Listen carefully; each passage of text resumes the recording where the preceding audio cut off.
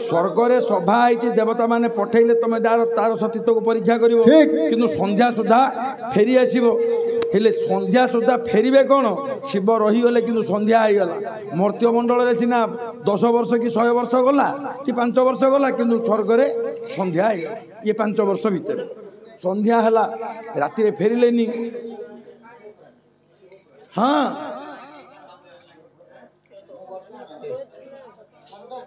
आज्ञा काली कहूली परा मुनि भी बहुधा गीत छंदे विविध पृथक पृथक शिव पुराण लिंग पुराण सहित स्कंद पुराण मिसिब नाही। हेलो या पाठ अलग ता पाठ अलग हाँ शिव पुराण कथा कहले मु मानुचे हाँ नर्मदांकर दुई कावेरी आउ हाँ सिंधु हाँ दुई जन शुणु मोर कथा सरी जाऊ तुम कह मो कथा सरी जाऊ जेतोले फेरिलेनी शिव राति राति है राति न फेरिले सकाळ है दूत पठेले स्वर्ग को काली राति शिव कौटी रहिले इंद्र कहले देवता माने भय कले देवता माने तले जाइकी पहुँचले से शिव को विभिन्न प्रकार उत्पीड़न है से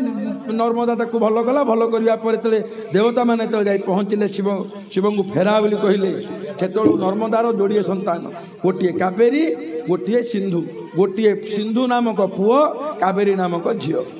शिव जो फेरवाई बाहर नर्मदा हाथ जोड़ा कहला प्रभु मोर गति ना तू ए संसार लोक जानापी तू नदी होगी बही जा ना आज्ञा ए पिला दीटा अनाथ हो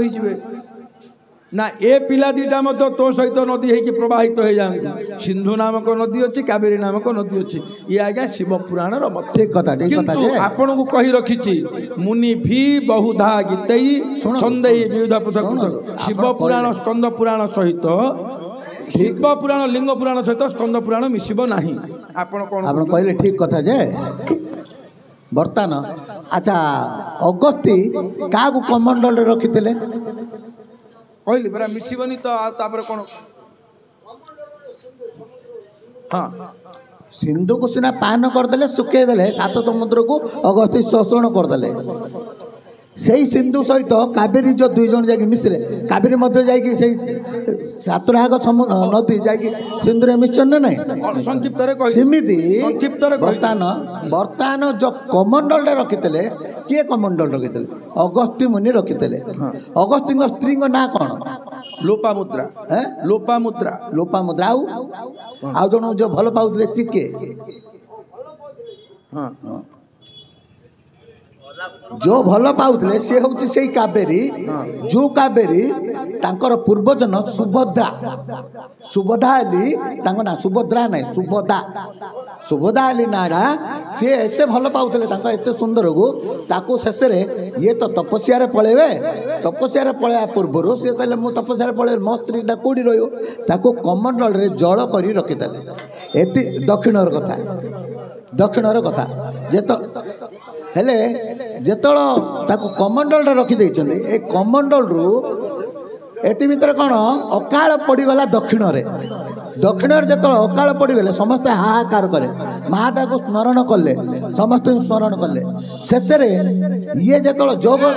जोगरे बसीगले कावेरी की कौन कर कमंडल रखी कमंडल रु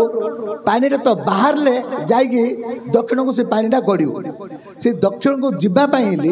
आपको बहुत चिंता कले देवता माने बहुत चेष्टा कले शेष आपको इंद्र